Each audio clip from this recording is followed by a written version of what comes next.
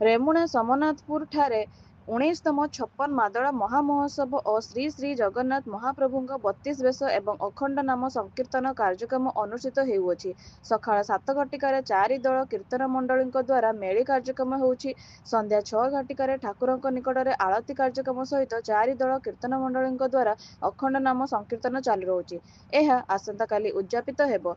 महाप्रभु श्री श्री जगन्नाथ 32 बेश दर्शन करने पाई समनाथपुर ग्राम व्यतीत बालेश्वर सहर तथा आखपाख अंचल हजार हजार श्रद्धालुओं भिड़ परिलक्षित होउछि। दलमत निर्विशेष रेमुणा निर्वाचन मंडलीर विभिन्न राजनैतिक नेतृ स्थानीय व्यक्तिविशेष महाप्रभु 32 बेश दर्शन करने देखा मिलता।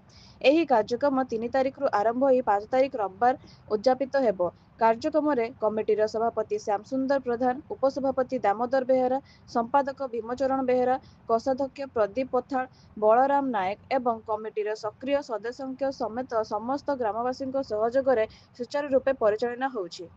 सोमनाथपुर गाँ रेमुणा एनएससी 13 नंबर वार्ड रे 56 मातल कमिटी समस्त कर्मकर्ता को हार्दिक अभिनंदन जनाऊँ। अत्यंत आनंदित हजार हजार लोक गहन प्रसाद सेवन बंटन ठूँ आरंभ कर प्रभु जगन्नाथ 32 बेश ये परिदर्शन करने मु आनंद उपलब्धि कली। कर्मकर्ता को धन्यवाद देवी। यही भाव में ए भाईचारा माटी सोमनाथपुर में सबुदिन बजाई रखु। यहीटा प्रभु जगन्नाथ पाखे प्रार्थना।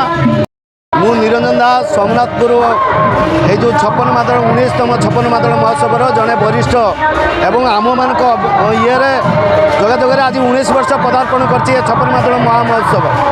ये महोत्सव सोमनाथपुर ग्रामवासी युवक युवती भाई भौणी मैंने माँ मैंने स्थानीय लोक मैंने आखपाख गाँव लोक मैंने इंडस्ट्री किसी लोक मैंने समस्त अवदान यार आज यही अवस्था आज अच्छी।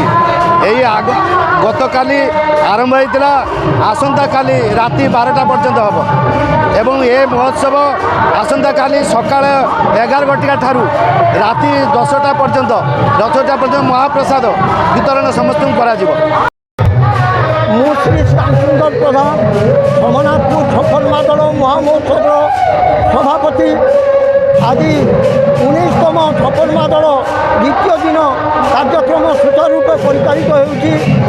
अनुष्ठान कौन संस्था नहीं आखपाख अंचल लोक मानकर साहाय्य सहानुभूति तथा तरुण युवक मानकर उद्योग बल में यही अनुष्ठान दीर्घ 19 वर्ष है समारोह